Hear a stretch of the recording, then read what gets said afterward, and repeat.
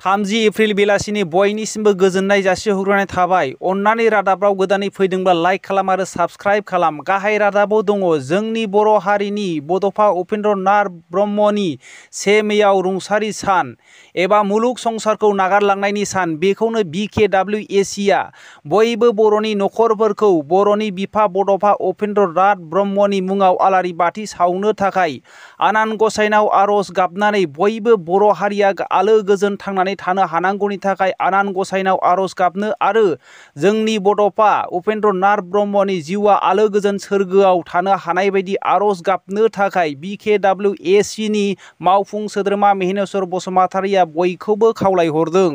रायजो दलनि आफादगिरि MLA उकिल गगैखौ नंखाय खोथा लानानै थांनाय रायजो सभायावहाय रां लानानै इलेक्सनाव भट होदों होननायनि जाहोनावहाय मानहानिनि थाखाय AIUDFनि MLA करिम उद्दिनखौहाय मानहानिनि थाखाय 100 कौटि मानहानिनि थाखाय केस होनाय जाबाय होननानै जोङो मिथिनो मोननाय जादों। दा मिथिनो मोननायब्ला MLA करिम उद्दिना खैफोदाव गोग्लैनो हासिगौ होननानै जोङो मिथिनो मोननाय जादों।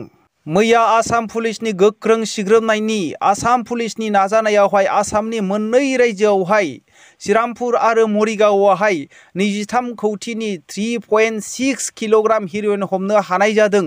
आरोबाव श्रीरामपुर गेटआवनो 85 किल'ग्राम अपिनियमबो हमनो हादों होननानै जोङो मिथिनो मोननाय जादों। पुलिस बिफाननिफ्राय फोसावदों बिथांमोनहा गोख्रोंनिफ्राय गोख्रों साजा होलांगोन आरो रावखौबो बेबायदि आयेननि बेरेखा खामानि मावनायखौ कनसिडारेसन होनाय जानाय नङा होननानै बिथांमोनहा खौरांगिरिफोरनि गेजेरजों फोरमायनायखौ जोङो मिथिनो मोननाय जायो। आरोबाव मोनसे दुखुनांथाव बाथ्रा, साननैसो सिगांसो बिदा फंबाय साथामफ्रा मोनसे गोथौ हाखराव गोग्लैनानै जिउ गोमानो गोनां जादोंमोन। बेबायदिनो मैयाबो मोनसे फुख्रियाव गबनानै सानै 2 बोसोरनि उन्दै गथ'फ्रा गबनानै थैनो गोनां जादों। बे जाथाया सालबारिनि गबथना ओनसोलाव थानाय बुनमोजा गामियावहाय ताहिर आलीनि बिसाजो आरियाना आहमेद 2 बोसोरनि आरो फारबेना खातुन बे सानै गथ'आ फुख्रियाव गबनानै थैदों होननानै जोङो खौराङाव मिथिनो मोननाय जायो। गुवाहाटी कमार्स कलेजाव सासे प्रफेसारा सासे स्टुडेन्टखौहाय सोबानानै खोमासा गावहोदों आरो दा फारसे खोनानो मोनला होननानै जोङो मिथिनो मोननाय जादों। बे प्रफेसारनि मुंखौ हेमन्त कुमार डेका होननानै जोङो मिथिनो मोननाय जादों आरो सोबाजानाय छात्रनि मुंखौहाय सुबनकर होननानै जोङो मिथिनो मोननाय जादों। फरायसाया दलद थायैनि थाखाय बेखौ बुदोंमोन होननानै जोङो मिथिनो मोननाय जादों। दा फरायसानि नखरनि सुबुंफोरा पुलिस केस होदोंमोन, नाथाय पुलिसफ्रा जेबो एक्सन लायाखै। बिनि लोगोफोर आरो बिनि नखरनि सुबुंफोरा फोरमायनायखौ जोङो मिथिनो मोननाय जादों। मख'नो गोनांदि फोरोंगिरिया बेबायदि फोरमायदों, स्कुलाव फैयोब्ला सानफ्रोमबो दलद थाया, खुद खुद खालामो, बिनि थाखायनो बिखुङावसो फंसे गुब बुदोंमोन होनदों। आङो माब्लाबाबो खोमायाव बुवाखै होननानै प्रफेसारा फोरमायदों। बिनि थाखायनो दा नायबिजिरगासिनो दङ पुलिसफोरा, दासिमबो एरेस्ट खालामथ'वाखै होननानै जोङो सुलुंनिफ्राय मिथिनो मोननाय जायो। सासे फुड सेफटि अफिसारखौहाय घुस लानायनि थाखाय एरेस्ट खालामनाय जाबाय। बे जाथाया नगाव जिल्लानि फुड सेफटि अफिसार बिरेनसि कुमार खारजि होननानै मिथिनो मोननाय जादों। घुस लाफुनाय समावनो बेखौ एरेस्ट खालामनो हानाय जायो। सासे फालांगिनिफ्राय ना बेदर जानायनि मुङाव 1 लाख रां घुस लादोंमोन होननानै मिथिनो मोननाय जादों। एडभान्स हिसाबै 10,500 रां लादोंमोन।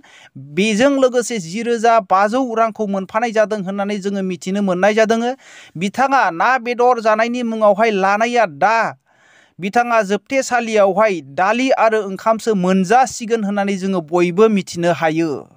फिसा हौवा मोनैनि थाखाय बिसिखौ बुथारदों उत्तर प्रदेशनि बान्दा ओनसोलावहाय। BJPनि सासे दैदेनगिरिमोन, बिसिया श्वेता सिंह गर होननानै जोङो मिथिनो मोननाय जादों। मिथिनो मोननाय बायदिब्ला बिसाजो सानैया बेबायदि फोरमायदों, स्कुलाव थांनाय समावहाय बिफाया बिसाजोफोरखौ बुंदोंमोन होनदों, दा फैफिननायनि उनावहाय नोंसोरो नोंसिनि बिमाखौहाय थैनाय थानाय अबस्थायाव मोनगोन होननानै फोरमायदोंमोन। बेखौनो फोरमायदोंदि बिमाखौहाय बिबौ आरो बिफाया लोगो नांनानै बुथारनानै फासि फोनांनानै दोनदों होननानै गथ'फ्रा फोरमायदों। मख'नो गोनांदि बे सासे गोसो गाज्रि बिसाया बिसा हौवा मोनैनि थाखायनो बुथारदों, सानफ्रोमबो बिसा हौवा मोनैनि थाखाय दुम दाखाल जाबाय थायो होननानै बिसाजो सानैनि फोरमायनायखौ जोङो मिथिनो मोननाय जादों। मिथिनो मोननाय बायदिब्ला बिबौआ सासे रिटायार्ड DIGमोन होननानै जोङो मिथिनो मोननाय जादों। दा बिफाखौहाय जोबथेसालियाव लांनाय जाबाय आरो बिमाखौहाय पस्टमर्टमनि थाखाय दैथायहरबाय होननानै जोङो मिथिनो मोननाय जादों। बरुण गान्धीया हारियानानि सासे जोहोलावा सुइसाइड जानानै थैनायनि बाथ्राखौ लानानै बुंदों दिनै बे जोहोलावा गावनि फौजि साख्रि लानो थाखाय प्रेक्टिस खालामनानै बोसोरथाम बारलांबाय, नाथाय बिनि बैसोआबो अभार जानायनि जाहोनाव सुइसाइड जानानै थैदों होननानै बिथाङा फोरमायदों।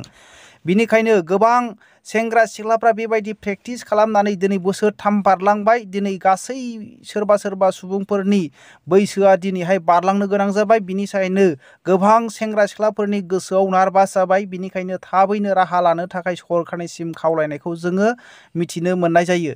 बेजों लोगोसे दिनैनि रादाबा एसेनोसै। रादाबखौ जोबनायसिम खोनासंनायनि थाखाय बयनिसिमबो खौथि खौथि साबायखर थाबाय। जै बर' हारिनि जै।